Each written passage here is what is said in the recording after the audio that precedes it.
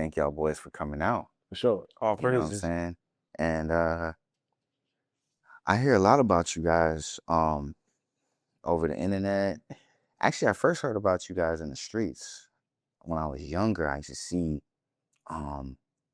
men dressed up and like it looked like royalty for a second. It looked like I'm like, Set it up. yeah. So I'm trying to figure out right. what's going on. Like I couldn't really put my hand on it. And they'll be out in the streets and they'll have different pictures of Christ. And I remember they used to be on Oakland and 441. Just, I don't know if y'all was around that time, but they'll be like, and I'll be like, man, nobody would challenge y'all. Mm-hmm. It would be like, okay, all right. And you have to just walk.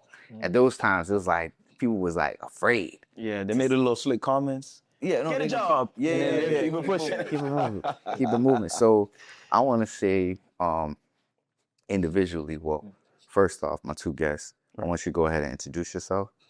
God. My name is Priest. I'm one born lawyer. My name is Kuram. That's the biblical Hebrew Kuram means noble.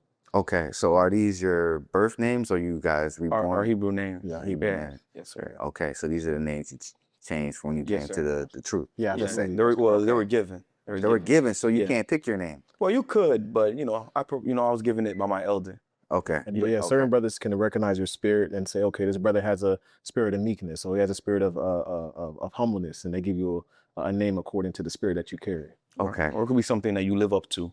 You know what I mean? So were you guys did you guys all knew each other outside of this? Or were you like friends on the street, then you say, yo, this is what we want to be a part of together, or you guys met within the organization? That's an excellent question. So Beautiful. I knew this brother, we go way back since childhood, but he was actually in, the faith before I was. So, even and my blood brother over there, that's doing the camera, he's my blood brother. And he was in the faith also, but I didn't, at the time, I didn't really understand nor care to look into what they were teaching and things like that. Okay. I had pretty much had no comment at the time. So eventually when I, started to learn more about it, it just made more sense to kind of be a part of it. Okay. In a sense, because it's like, okay, it wasn't like a thing where, my brother's in it, I'm gonna join it. No, I was not. Okay. Yeah, I was not interested. I was like, but then when I started to understand, kind of went through the process of it, it just made it even more powerful that, the Most High brought me into a place where my brothers is already in that area. You know what I mean? So it just felt pretty much ordained at that point, because it's like I was kind of on the fence, but when I finally understood what was being said, it just made more sense to align myself with that.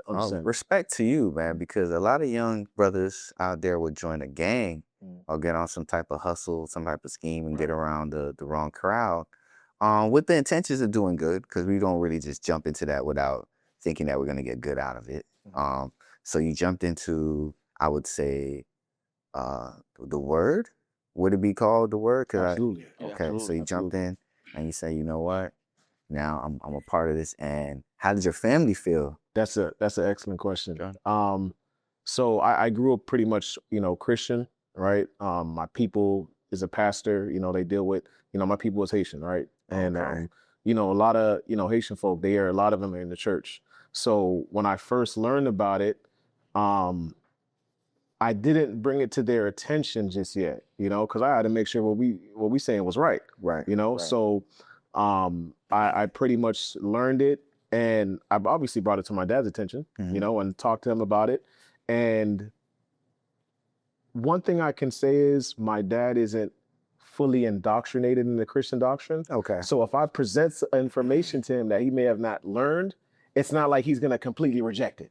He's not going to say, oh, you're, but. So your parents are from Haiti, but you're born here. Yeah. So you're Haitian American. Yes. Okay. And what about you? Myself, yes, I'm Haitian as well. So were you also... No, go ahead, brother. Were you also brought... Oh, you were born into the faith, or you were also brought into it? No, I was actually introduced it way back in 2015, the year I was graduating high school. Okay. So I actually met somebody at a park, pulled me to the side, and he was asking me biblical questions, and I couldn't answer nothing because, this brother, he said his parents were, background is the church. Mine's is like voodoo practitioners.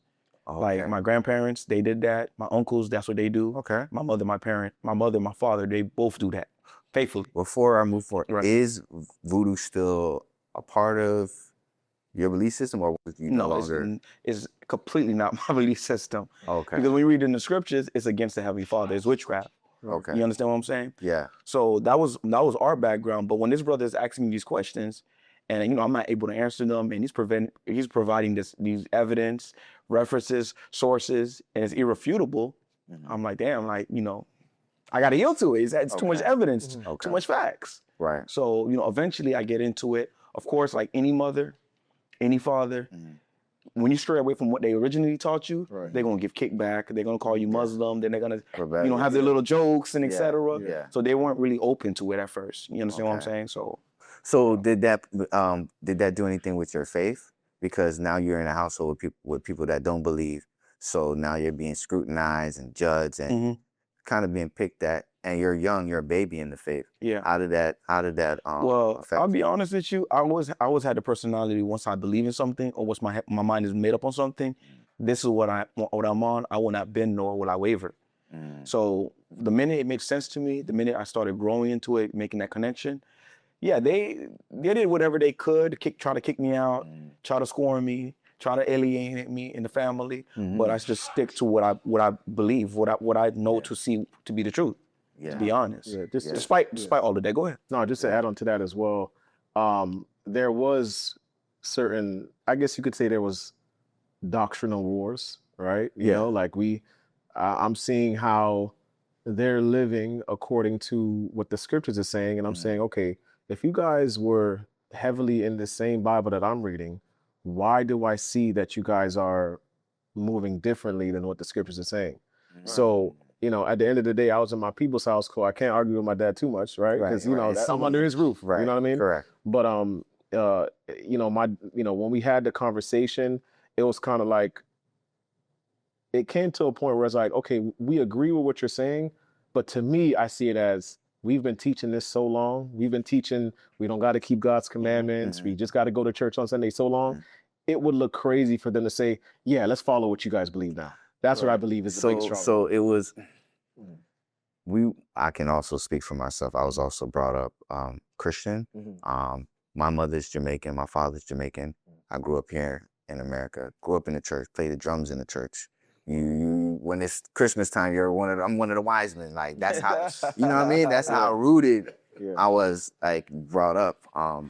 And, when you're a child, you just do what you're told, really. How does that, now that you're, because you were already Christian, but you're a different form of Christianity, would you say? I would say we are true Christians. A Christian would just mean a follower of Christ. When I say true, is that there's over 41,000 denominations of Christianity, but we believe in what they call the way, right? I guess just to kind of give a reference, we will be there's an old sect of Jews called the Ebionites, and they essentially believed in the Messiah, and have faith in Christ. I believe that's a true Christian. Okay. Okay. All right. So we could say, I do say Christian, but Christian has such a negative connotation. Like, even in the scriptures, when people call people Christian, it was actually it was a derogatory term. If you look at the history, they say, oh, they're just a Christian, right? But people started to embrace it because it referenced, the Messiah. Okay. All right. So what is a Hebrew Israelite? Because if we talk about Judaism and we talk about just overall Jews in a sense of their belief system or ethnicity, some would say, what separates you from them? Because wouldn't it both be one? Wouldn't it be interpreted as one when you call yourself Hebrew Israelites? Then a person who is not knowledgeable would say, oh, these must be Jews. Right. Well, if I may, right? Yeah. What separates us from the 1948ers, because we don't want the clipped, right? The 1948ers or small hats. Okay. They adopted a religion and a culture of a race of a people when they were put in the land of Israel in 1948 during the Balfour Declaration.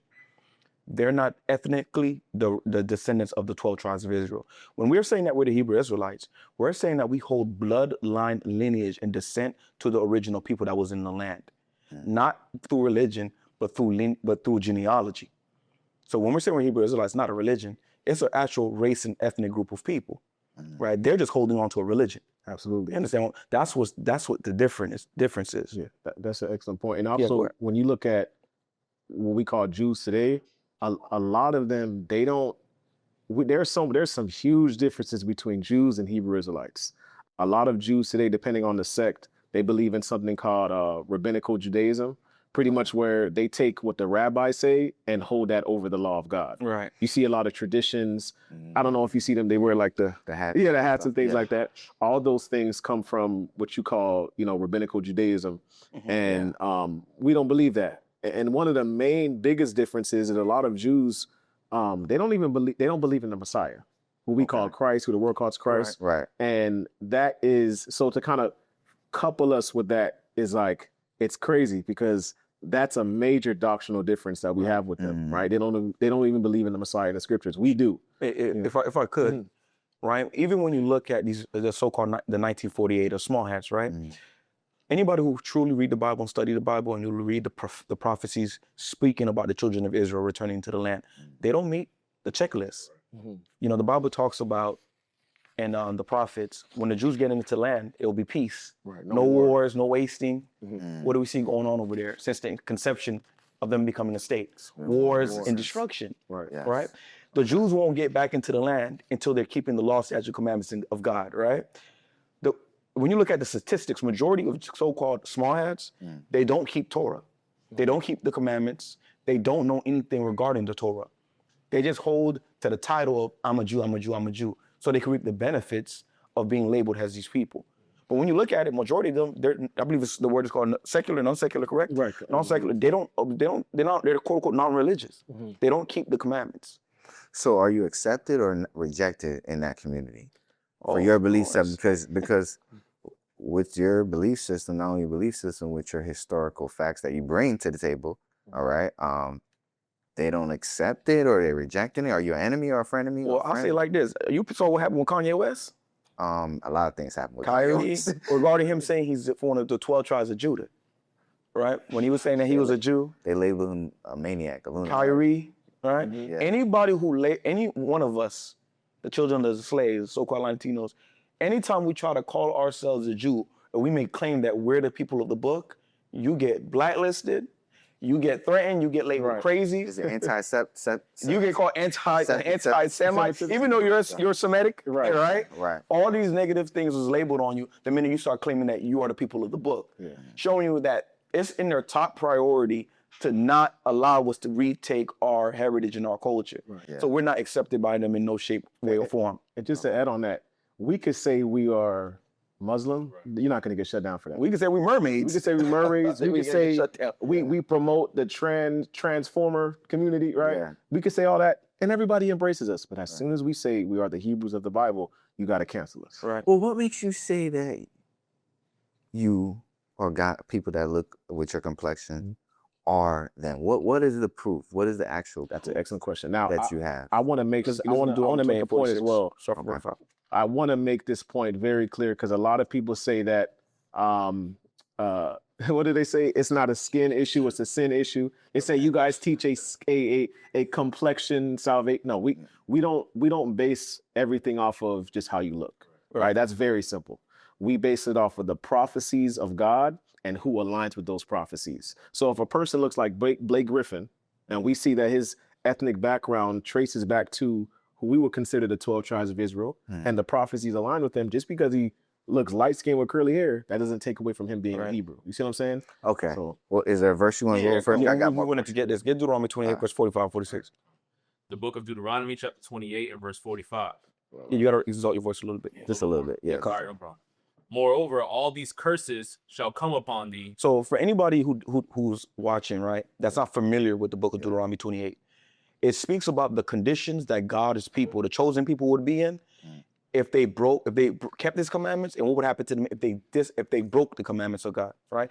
If they kept the commandments, all these blessings, they would never be suffering. They will be exalted upon the face of the earth. They will be in their land. But if they broke God's commandments, certain curses would indicate who they would be in the last days, right? Go ahead and read that.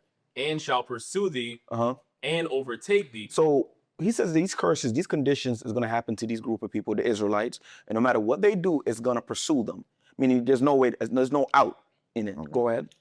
Till thou be destroyed. Go ahead. Because thou hearkenest not unto the voice of the Lord thy God. Go ahead. To keep his commandments and his statutes, which he commanded thee.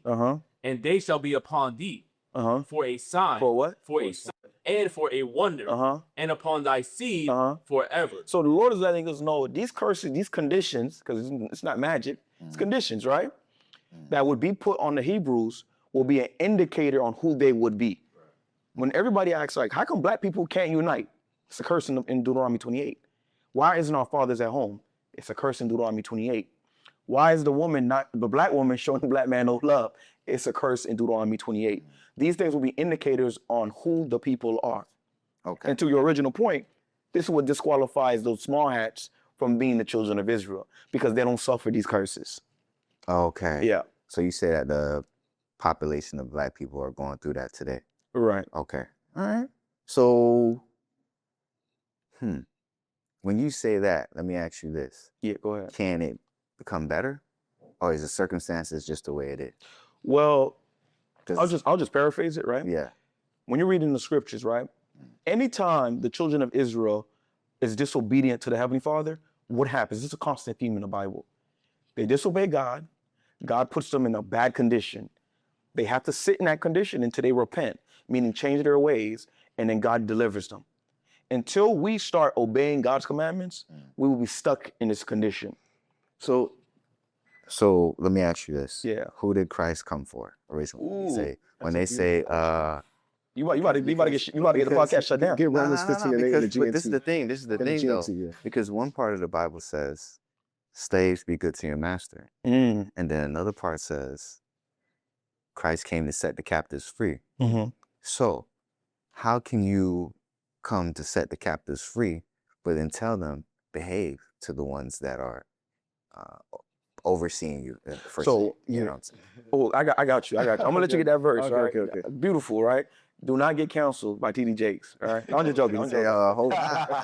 So when you look at, I'm just gonna answer that question with who Christ died for. I'm gonna pass it over to my brother Captain Karam. According to the Bible, the prophetic Messiah was sent to come and redeem the children of Israel. Let's get Matthew 1:21 real quick. He came to come and save the 12 tribes of Israel, and only them according to the Bible. And it goes to one of your questions that you're going to ask me later on. This is one of the most controversial things that we bring out. Because in the world, what do they teach? Jesus died for who? Everybody, right? Yeah. God loves what? Everybody. Yeah. But in the scriptures, you don't see that, right? And nor in the prophecies that's written about Christ. Let's read Matthew 1:21 real quick. The book of Matthew, chapter 1 and verse 21. And she shall bring forth a son, and thou shalt call his name Jesus. Which is Yahweh in the Hebrew. Go ahead. For he shall save his people. Save who? For he shall save his people. His people possessive, read. From their sins. From their sins. The sins, according to the scriptures, is breaking the laws of God. Every nation on the earth was not given the Mosaic law, right? So for Christ to save everybody, everybody would have had to be given the Mosaic law, which they weren't. Only the 12 tribes of Israel. So Christ, according to the prophecy, according to the scriptures, only came for the 12 tribes of Israel. That's it. Go ahead about that slave master. I want to add on to that point before we move from that. When you talk about the concept of somebody dying for your sins, that's not a New Testament concept. And something dying for an atonement, that entire language only applies to the people that practice that, which is the children of Israel. So what I'm saying is, the world is trying to take this atonement from the children of Israel when there was never a time in history where the world ever sought after the Levitical priesthood for an atonement. Never. So when you read the Old Testament, every time there was a sin that was made, every time there was an atonement that was needed, it was between God, Moses, and the children of Israel. It was never the other nations sin, and then they went to the children of Israel for an atonement. So now when Christ comes and the other nations sin, now they go to the Levitical priesthood for the atonement? So this is what I want to sum up. Are you saying that salvation is only for black people? Nobody else can be saved? Well yeah, before we just say black people. Because just from hearing, it's like, okay, well, wouldn't Christ be there for whoever wants to repent and change? Like, wouldn't it be like, even if you're white, black, brown, whatever, like, yo, I've been living wrong, I want something better for my life. Let me go in this direction. Because from what it seems like, it's like, oh, he's just here for us. That's it. But what about other people, non-black or yes, people that are not? We just want to reiterate again. Yeah. Okay. It's not about your skin tone. It's about your genealogy, your bloodline. So you could have an Israelite and he looks straight up like Drake or Zack and Cody, if anybody ever watched that show growing up. You could have somebody who look just like that and their lineage go back to being the 12 tribes of Israel. It could be a descendant of a Haitian or a Jamaican or et cetera, right? Okay. Your skin tone does not qualify you to be an Israelite. It's your lineage. So I just want to make that clear. Go ahead. So I just want to add on to the first question because that's an important question. Who did Christ die for, essentially? Okay. So the first point I want to bring out is that never in history did the other nations go to the Levitical priesthood for an atonement of sins. So now when Christ comes, why are we trying to have the other nations essentially go through the Levitical priesthood for an atonement for sins when that's never happened? Prophetically, there is no prophecy that states that the Messiah written of in the scriptures was to be an atonement or a sacrifice for all nations. I want to read this verse to you because Paul affirms this as well. Romans 15:8, and you got to This is the book of Romans, chapter 15 and verse 8 in the GNT. For I tell you that Christ's life. Now watch this. The Bible's saying, for I tell you, Christ's life. Now, what does Christ's life represent? Repentance, atonement, and forgiveness of sins. We agree with that, right? It says, for I tell you, Christ's life, read on. Of service. Christ's life of service, read on. Was on behalf of the Jews to show that God is faithful to make his promises to their ancestors come true. So the promise of our ancestors was, now read that from the top again. Verse 8, for I tell you that Christ's life of service was on behalf of the Jews. This is Paul saying this. His life of service, meaning his entire life, was on behalf of the Jews. Right. That was his purpose. That was his prophetic purpose to be a Messiah and a sacrifice on behalf of the Jews, because that was a promise that was given to our forefathers. Right. And that promise was not shared with any other nation. Right. Now we got to add about salvation, right? But to add on to that, didn't he also say he came for the Gentiles too? Now that's what we have to define what a Gentile is, because Gentile just means nation. In the Greek, it says ethnos. In the Hebrew, it says goyim. Right. Now, it just means nation. Now, we have to identify what does nation mean. When he talks about Gentiles, who is he referring to? Because there's a lot of history that happened between the Old Testament and the New Testament. Okay. So I want to go to your initial question about salvation. Okay. What about the other people, right? Right. What we are saying is that through the death of Christ, that brings restoration to the children of Israel, redeeming us as a nation. And through us being redeemed through Christ's sacrifice, we can now be a light to the other nations. So like you mentioned, what if there's somebody that's not an Israelite and they want to change their life?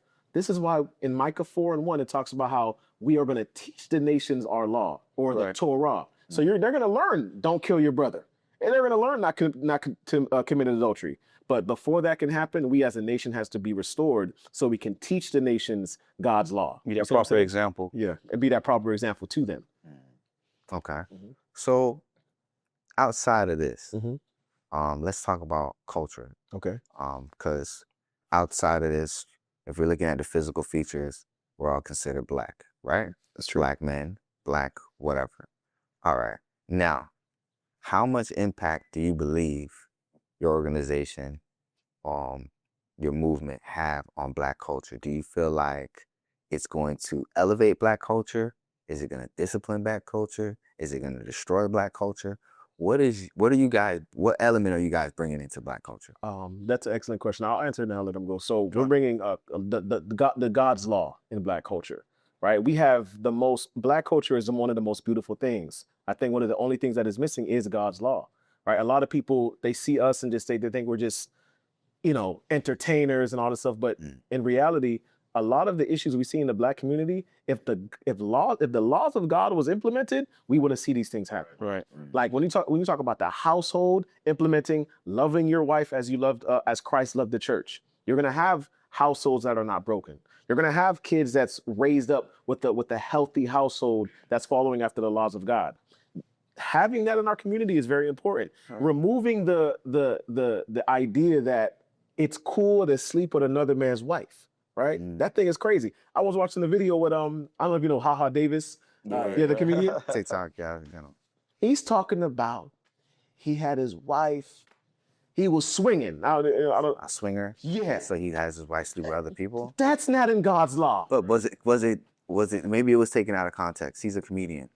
was it a joke? He was being serious. He was dead serious. He was saying he would have never let that happen again. He said since he got this money, he wanted to try something new. And I would never joke about that. That's not a person's culture, because look at that. Look at. Yeah. I don't know if you guys know about No Jumper. Yeah. Yeah. Oh my gosh. You're Adam 22. Adam 22. That do come from them, the Greeks. He has a wife. I think her name's Lena. Yes. Lena the Plug. Yeah. He had her hook up with somebody else, Right. and he was okay with it. I think he was quite fond of it. I think he was into it. Well, You know, he probably a lot of the things that we do as Black people, we emulate from these other nations, right? That's why when you look into that's why I said the Greeks, right, and the Romans, etc. We get a lot of these things from these people, right? Because they're the ones that's over us. They're the ones that we want to emulate and copy. A lot of the things that we do, we get from these people. But like you said, in our culture, we don't play around with our women. Ain't no make a look at our woman. Yeah. And we're gonna let it slide. That's an excellent point because small laws like loving your neighbor as yourself, it shouldn't be. We used to watch the Boondocks back in the day. They used to call it a. Can we say that? Yeah, Okay, yeah. There was a nigga moment, right? You bump into somebody and it's ignorant. you get ignorant. Yeah. The Bible teaches contrary to that. It actually talks about two things: having an evil eye against your brother, and it talks about loving your neighbor as yourself. Right. If I love you, okay, we can have an argument. That doesn't mean it got to end in somebody crashing out. All right. Go ahead, brother. Have you ever been in a fight before? Absolutely. Yeah. How many times? A few. Physical fights? Yeah, physical fights. How many fights were with other Black men? That's an excellent question. There was like out of the 4 or 5 fights, 4 of them was probably Full Black men? Yeah. Okay. Well, in that scenario, what were you fighting about? Were you defending yourself? Was this ignorance escalating? I would say it could be a little bit of both. Defending one of the situations where now that I think about it, one of them was just pride, right? They didn't, okay, just to give you the context, you ever slap box in high school? Yeah. So when you Like slap box, somebody too hard or something? yeah, you slap somebody too hard, Right. now it's, okay, now we got to fight. Yeah. So I slap boxed this one dude, he got mad, swung then on he you. told a senior, I was a junior at the time, he told a senior homeboy, say, oh, meet me outside, right? And when it was between classes, between classes, everybody's walking through, so he's kind of calling me out in front of everybody. Yeah. Now I'm like, I mean, bro, you mad that your homeboy got whooped in the slap box, bro? Like, but obviously, if you're saying you're gonna fight me, I'm gonna defend myself. Right. So at that point, it was not even an evil to him. It was just him trying to defend his brother in a situation, whatever the case may be. Right. Now the other situation was defending my brother. If my brother got in a fight and I see people try to jump him, right, I'm gonna defend him. Right. So in that context, it was more defending my brother in the other situation. You see what I'm saying? And the other 2 times it was 2 white boys. So Over with the movement that you guys are doing. oh no, this was before the truth. Yeah. Oh, Yeah, this is before the truth. Yeah, this is before I, Okay. What were y'all fighting about? at what situation? There's multiple. Yeah, multiple. It was Give me the one most recent one. Give me that one. this is like a few years ago. It was really just pride, man. You know what I'm saying? So It was okay, pride. so nothing serious. Yeah, nothing serious. Yeah. So, what about you? Before I move on, what about you? Have you been in a fight? Yes, please. Yeah, but it was. I ain't gonna lie to you. I'll be straight up. It's before I was an Israelite, Right. and you grew up down here, correct? Yeah. So you already know how neighborhoods have little sets and Yeah. et cetera. It'll be like things like that, like North Lauderdale versus Oakland Park. Oh, you with okay. this, you with that. It was just ignorant. Yeah. OP versus Pompano. Right. You try us, we gonna get you, we gonna jump. Okay. Okay. It was like ignorant. One of those. Okay. Right. Have you ever? This is quite. I'm gonna stick to you. Then go back to you. Have you ever lend a friend or loan a friend money and they never paid you back? Yeah. Okay. Yeah. Countless times. Same friend. Do you still give that friend money after if they ask again? Well, right now? Be honest. Right now. Well, in general, just off your principle. Before being an Israelite, yeah, you had to see me. I'm not gonna lie to you. It's eye for eye. You're gonna have to see me. Okay. Well, now being an Israelite now, Yeah. we understand like just because we keep God's commandments, God gives us wisdom. If the scripture talks about having a faith in an unfaithful man is like trusting a broken tooth. Okay. If you know this man not gonna pay you back, scriptures tell us don't lend him money because you're only putting yourself in a bad situation. Okay. You understand? But now I don't do that. Now I Okay. But was that person that you loaned money to Black? Yeah. Okay. All right. Yeah. Now I'm going to you.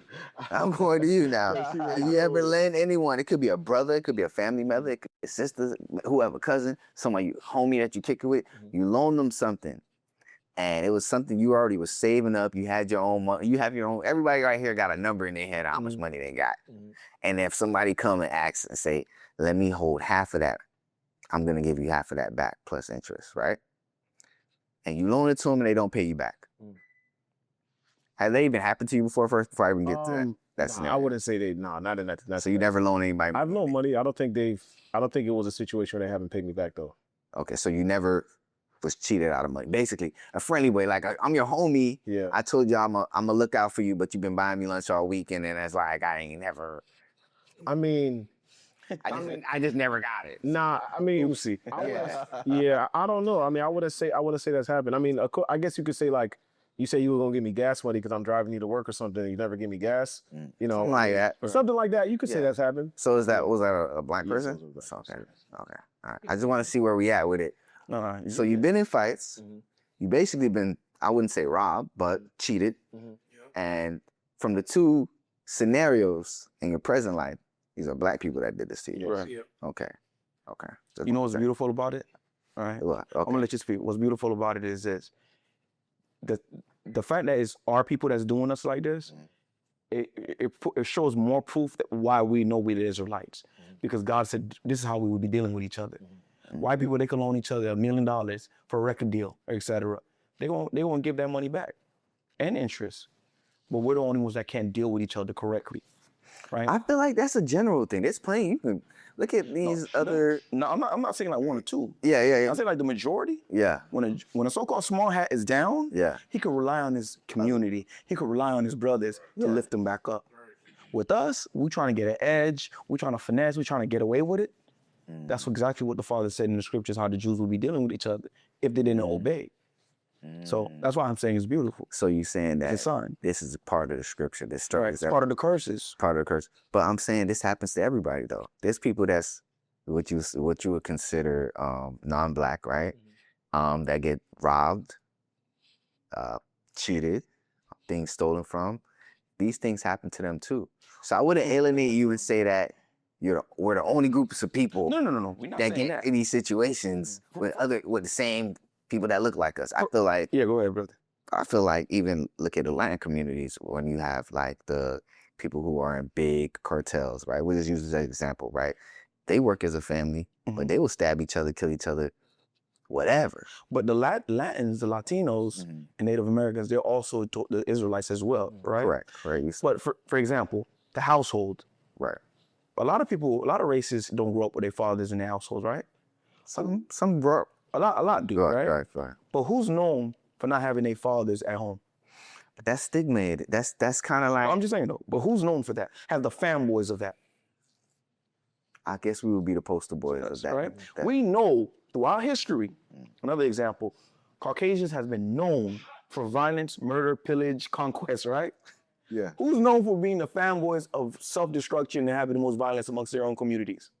Right now? Right now. Would be us. It'll be us, right? Yeah. These are indicators of us being the Israelites. We know other races go through these things. Okay. But we're the fourth. Yeah, go so ahead. Is there a difference when you say bloodline? Is there a difference between a person in Africa and a Black American? It depends. Let's say a person in Ghana. Oh, beautiful. And a person or Nigeria or Black American. Are they different tribes or what? Well, when you look at for the two countries you name in Africa, West Africa, Nigeria and Ghana, historically, when you reference a book like Hebrew Israelite, West Africa, right? It's a proven fact. Those people are descendants of the 12 tribes of Israel. Some of those tribes like the Igbo, Ewe, Fon, and Wolof, and etc. But when you look at South Africans, Ethiopians, those are not the descendants of the 12 tribes of Israel. But aren't there Ethiopian Jews? Through the religion, Philistian Jews. Just like you have Hasidic Jews, there's just a different sect of Judaism. Okay. You guys educate me. I'm not a I'm not a scholar in the area, you know what I'm saying? So don't you feel with that kind of belief system, wouldn't you feel isolated? Because now you're in a scenario where you're surrounded by piranhas. Because you're damned if you, damned if you don't. So you can have a brother and your brother can be your worst enemy because of what you're saying now, the commandments, and also just the overall curse, allegedly, you know, what you're sharing with me. Right. How can you survive amongst piranhas? You're basically gonna get ate. You're gonna get bit. You're basically telling me, yeah, this is going on. This is going on. Yeah, he might rob me. He might try to kill me. He's supposed to be my brother, but how do you live in that? Like, how do you live in that? Being conscious of that. Oh, okay. You go first. I would say we were in what Matthew 10, right? I would say we lived in that before we came in the truth, and it makes sense for that to be that type of the nature of our people because they don't have understanding of the law. You know, so when we say we bringing our people back, like let's say we're isolating ourselves and we only have the Blacks, Hispanics, and Native Americans around us. If we all follow the same law, it wouldn't be the mentality of there's a bunch of piranhas around us because we all understood and all agreed to this law that we're going to follow. We're on the same page. Yeah, we're on the same page. That would be an ideal community. Right. I agree with that. Right. That's not that's not what we're dealing with right now. I would say that in practice, there's still going to be imperfections, right? But even with our organization, we see that playing out, how we can all ideally agree to say, if this brother did this brother wrong, we can go to this law and we can go to this scripture to either mend the situation. Now, if a brother don't want to deal with the scriptures and he said, you know, F all that, let's just crash out about it. Right. We're not going to make any progress with that. But if we both can say, let's go to the law, let's use the law as our mediator here, then I think that takes away that piranha mentality from everyone. Yeah. What are you going to... Yeah, go ahead and read that. Matthew 10:6, yeah. The book of Matthew, chapter 10 and verse 16. Yeah, 16, my apologies. Behold, I send you forth as sheep. So this is what Christ was saying to the Jews. He was going to send us as sheep, right? Read. In the midst of wolves. In the midst of what? In the midst of wolves. Like you said, our own people will backstab us. We better let them borrow money. They won't pay it back. And then we got to keep our eye out on these other races. That's not one of the 12 tribes of Israel, right? Go ahead. Be ye therefore wise as serpents. Wise as a serpent and what? And harmless as doves. Now that we know that we're in this type of condition, this is the type of quote unquote warfare that we're in, we got to move with wisdom. We got to move cunningly, right? So we don't put ourselves in an unnecessary position that we could avoid. Hey, go ahead. Oh, you want to say something? Oh, no, you agree. Well, wouldn't certain things be unavoidable? All right. Now, I want to ask you guys this, because when it comes to women now, this affects how you view women. Right. Right? Now, me, I'm a brother, but I don't discriminate, my brother. I'm going to be honest with you. There's a few things on the checklist, you know what I'm saying, they meet, you know what I mean? That she took. Right, you know what I'm saying? Like, I wouldn't say that, but like, bro, look, there's beautiful women in all shapes and sizes, bro. The aspect of women beauty is often, would you say, like a personal thing, or it could be social, you know what I mean, however you view it. For me, I seen beautiful Black women, Asian, Latin, white, you know what I'm saying? How does that affect you all as men? Now, you keep your principles with you. Now, could you not date a woman outside of the 12 tribes? Well, as a man, though, like, you might be like, man, I know she Asian persuasion. You know what I'm saying? She don't believe it. She don't know what's going on. She might not be, you know, on the same page as you. Yeah. But she might just like your vibe, just like your aura. Right. You know what I'm saying? Do you say, you know what? I cannot be with you because you do not know and you're not a part of the tribe. Do you set up those barriers like, I can't mess with you? Or do you still take this step to get to know a person? Well, before we answer, I want to say that's a beautiful question. Yeah. That's an excellent question, because even with Solomon, right? Solomon, he had wives of the other nations. Right. But even in that context, he had the beautiful white woman, the beautiful Asian persuasions. Yeah. He had them.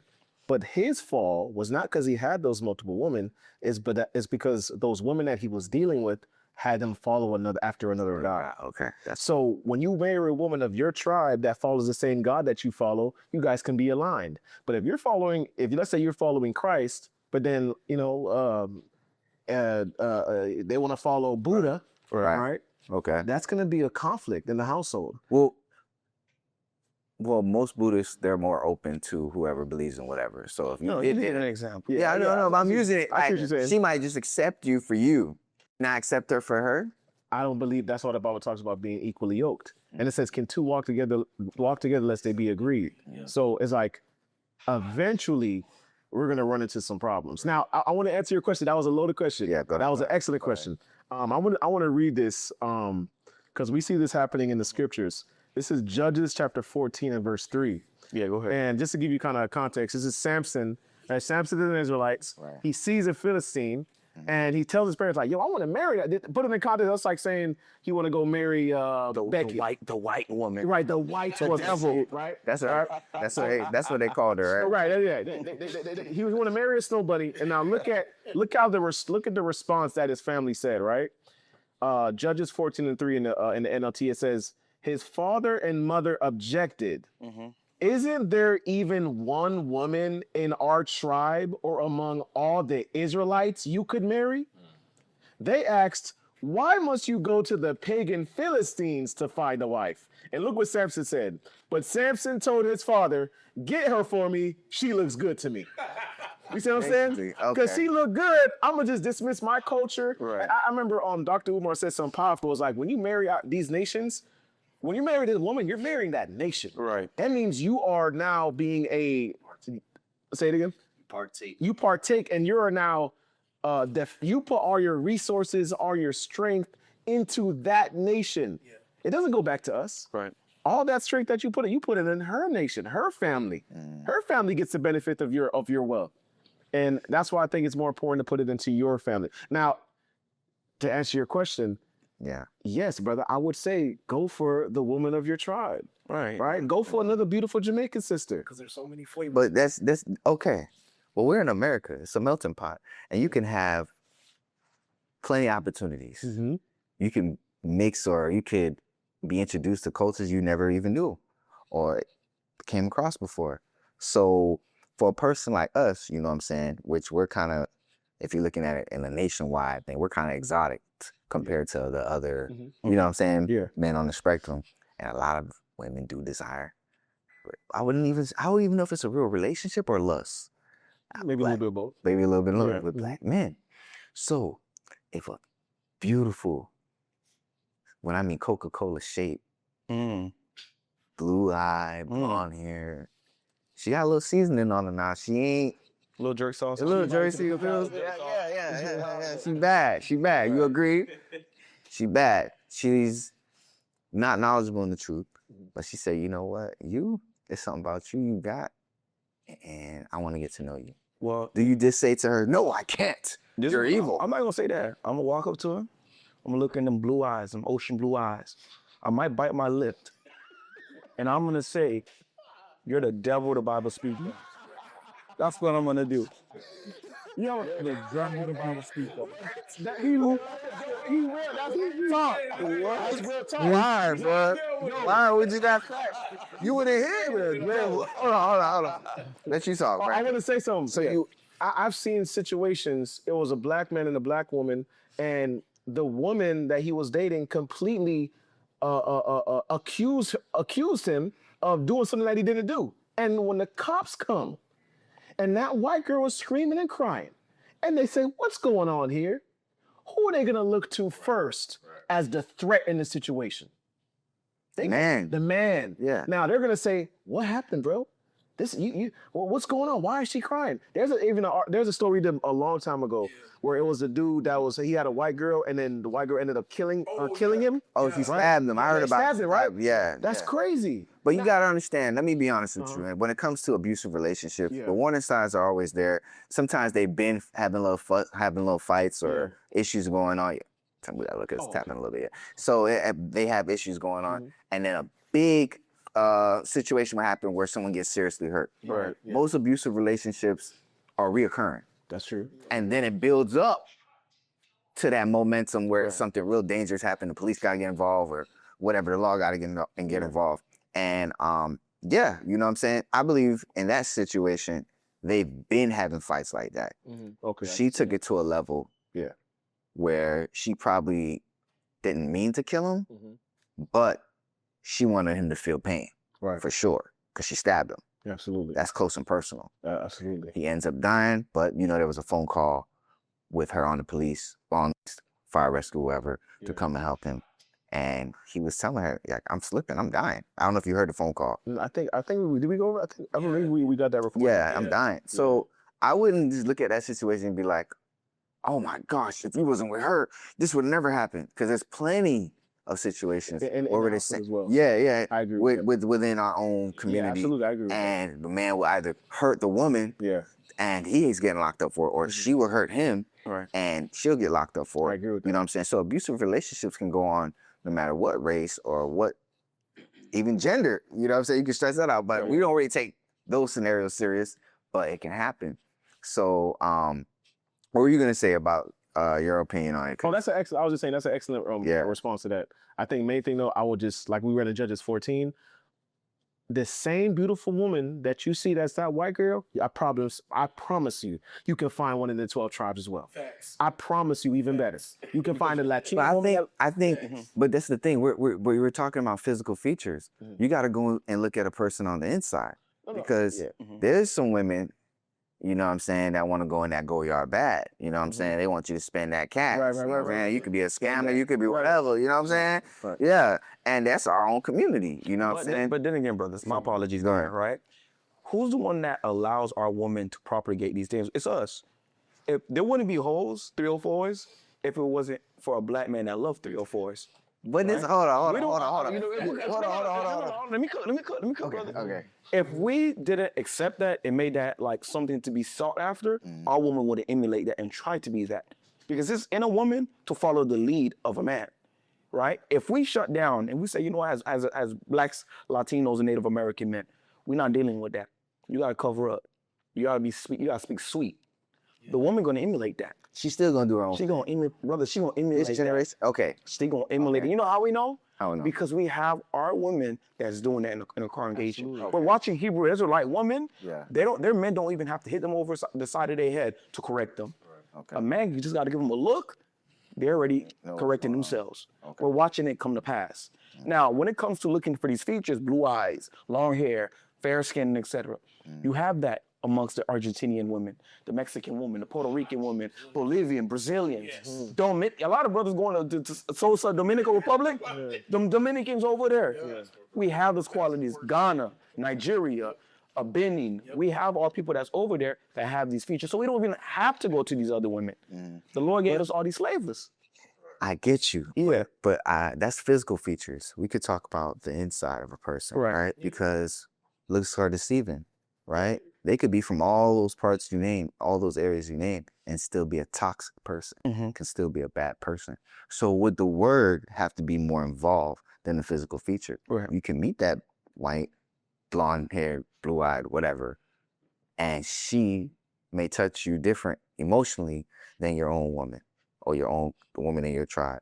She may challenge you in a way that make you want to better yourself than a woman in your tribe. It all depends on, I feel like it really comes down to the inside of a person, because just like how you don't accept following your own family culture that they put on you in the belief system, you reject it and go your own way. There's a woman, same features, may say, you know what, I don't agree with my family. I agree with what you're going on, what you are promoting, or not promoting, but what you're teaching. I want to go under your teachings, and she's not physically in line with the tribe. So let me ask you a question. Go ahead. Go ahead. If there's a white girl that believes inside in her heart everything that you believe as well, and there's a black woman that believes everything that you believe as well inside of her heart, who are you picking? What do you mean, like? So, your point is, if they're internally following, say that they want to follow after the God that you serve, their spirit is aligned with what you want to follow as well, and there's a white girl that has that mentality that wants to follow you as well, and there's a black woman that has a mentality that wants to follow you as well. Who are you picking? Shit, I mean, me personally, why can't I have both? Hey, get Ezra 914. I knew you could say that. Brother said, can you have more than one wife? And your belief system, can you have more than one wife? We're gonna answer that. Let me whole clear. This year, we won't deal with that. And the answer for the viewers is they're the devil. That's why we don't do it. Ezra 914, not. Perfect. The book of Ezra, chapter 9. Speak up, Mapusha. The book of Ezra, chapter 9 and verse 14. Yeah. Should we again break thy commandments? Because, for those that read the Bible, that study the scriptures, right? During the time of Ezra and Nehemiah, this was one of the biggest issues that they were having. Us intermarrying with other races of people. And Ezra is giving a comment to the people, right? Read it again. 8 and 16. Should we again break thy commandments? Because dealing with these other people is against the laws of God. It's against the Lord. And we got to make sure our feelings, we got to make sure our feelings and our thoughts align with him. Right? Go ahead and finish that. I got you. And join in affinity. Joining what? Join in affinity. That ebony and ivory love, right? Read. With the people of these abominations. With the what? With the people of these abominations. Wouldst not thou be angry with us? Wouldst not God be angry with us until what? Till thou hast consumed us? Until God has completely wiped us out. This is the outlook of our ancestors regarding this topic. But weren't they talking about tribal and not racial? Because you could be in the same tribe and have a different complexion. Well, it's not about skin tone, okay, right? All right, belief system, right? So it's not even about belief system, it's about being from a different racial ethnic group. So Ezra, the Jews, he's correcting the Jews that were dealing with interracial marriage.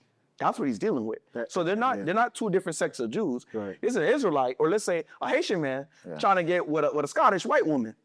And he's correcting that. Like, yo, what are you doing? This is against what the Father subscribed for us to do. It was serious. There's stories, when you read the book of Numbers 25, it talks about how Phineas, they told him, like, stop marrying. Mighty Haitian brother. Right. They told him stop marrying into, I think it was the Moabites at the time. And Midianites. The Midianites. Right. And God said, if you guys keep dealing with them, a plague is going to come upon you. It was so serious that Phineas took a javelin. It was an Israelite and a Midianite, shacking up together. And he went in there and took a javelin and stabbed them both. Right. Make it look like a shish kebab, right? That's how serious it is when God talks about marrying outside of our nation, where it's like that marrying within your culture. We see that in the scriptures. You know what I'm saying? So let me ask you a question though. To go back to the first point, ask me, would you go for the what? If you say you'll take both, because you said, well, I want this depends on all right. If I'm going under your belief system, right? Can I have more than one wife? Good. So we're gonna answer that. Yes, because depending on that answer will depend on my answer. Because if I'm going under your belief system and you say they both want to follow and they both want your teachings, why not take them both in? I got you, but that's the ideal concept of if they both want to follow. She could want to follow all she wants. That doesn't take away from the commandment that tells us we can't marry her. So it's not predicated off what she wants. It's predicated off our alignment with what God commanded us to do and what not to do. Right. So let me ask you the question now. Okay. If you had an opportunity for one wedding for those two wives, the white woman and the black woman, okay, who are you doing the wedding first for? Ooh. What do you mean? I can only have one wedding? No, I got you. Yeah. What I'm saying, if you have the opportunity to only do one wedding, right, and you choose these two women, the white and the black woman, who are you doing a wedding for first? See, that's the thing, though. That's the thing. All right. No, because I don't want to get married. I wouldn't want to get married. I was just like, in the ideal scenario, yes, I couldn't base it off of race. I need more. You're telling me they're both the same. They're just different skin tones. I need more. To marry a woman, you gotta give me more. Give me more sauce. More sauce. They cook. Which one? One cook jerk chicken, one cook Alfredo. One cook don't know how to cook at all. Don't cook potato salad with the raisins. She use the potato salad raisin casserole.